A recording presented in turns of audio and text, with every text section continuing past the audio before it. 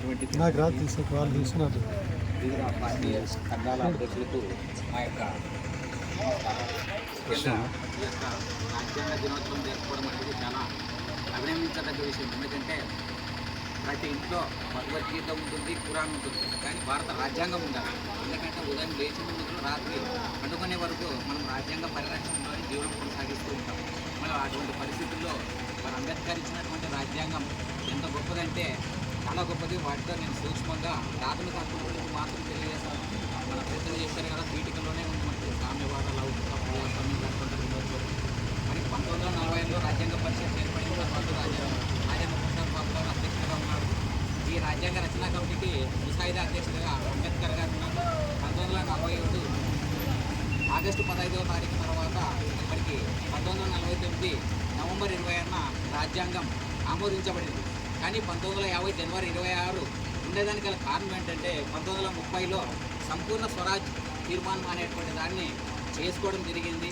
అందుకని ఆ రోజు గుర్తుగా ఇది అమలేకి జనవరి 26, 1950లో అమలేకి రావడం జరిగింది. ఈ దేశంలో ఉండేటువంటి ధనికుడు, పేదడు, అన్ని వర్గాల వారు రాజ్యాంగానికి లోబడి పనిచేయాలి. కేంద్ర రాష్ట్ర ప్రభుత్వాలు, స్థానిక ప్రభుత్వాలు ఏవైనా కూడా. కాబట్టి అంబేద్కర్ రచించినటువంటి రాజ్యాంగం దాదాపు మొదట్లో 395 ఆర్టికల్లు, 8 షెడ్యూళ్ళు, 22 విభాగాలు ఇవన్నీ ఉన్నప్పటికీ 106 సవరణలతో ప్రపంచంలోనే అత్యున్నతమైనటువంటి రాజ్యాంగం భారత రాజ్యాంగం. దీంట్లో మా యొక్క సేవా సమితి 1920 అనేటువంటిది భావ వ్యక్తీకరణ, ఫ్రీడమ్ ఆఫ్ ఎక్స్ప్రెస్ అనేటువంటిది ఉంది. ఇది చాలా కీలకమైంది. దీంట్లోనే సమాచార హక్కు చట్టం అనేటువంటిది వస్తుంది. ఈ దేశంలో ఉన్నటువంటి ప్రతి పౌరుడు కూడా సమాచారాన్ని పొందేటువంటి హక్కు ఉంది. ఇది అవినీతి, అక్రమాలకు తావు లేకుండా పాలనలో పారదర్శకత, జవాబుదారితనం కోసం ఏర్పడినటువంటిదే ఈ సమాచార హక్కు చట్టం. 1975లో దీన్ని ఉపత్పాదించింది ఏది సుప్రీంకోర్టు. రాజ్యాంగంలో ఉంది, ఇది భావ ప్రకటనలో వ్యక్తుల్లో భాగంగా అవి ఉంది. దీన్ని ప్రజలందరికీ ఇవ్వాలి. ప్రజలే మన గొప్పతనం ఏంటంటే మనమే ట్యాక్సులు కట్టి మనమే ఓటు ద్వారా ప్రభుత్వాన్ని ఏర్పాటు చేసుకుంటున్నాం. అదే గొప్పతనం ప్రజాస్వామ్యంలో. మనకి అంబేద్కర్ గారు ఇచ్చినటువంటి సాధనం ఏదైనా అంటే తుపాకీ లాంటి ఒక ఇచ్చాడు, అదే ఓటు హక్కు.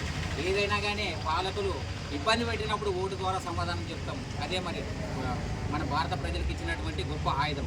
అదేవిధంగా ఎన్నుకున్న తర్వాత మనకు కావాల్సినటువంటి ప్రభుత్వం సక్రమంగా పనిచేస్తుందో లేదో అనేటువంటిది నిఘా ఉంచాలని చెప్పి సమాచార హక్కు చట్టం కూడా ఏర్పాటు చేయడం జరిగింది.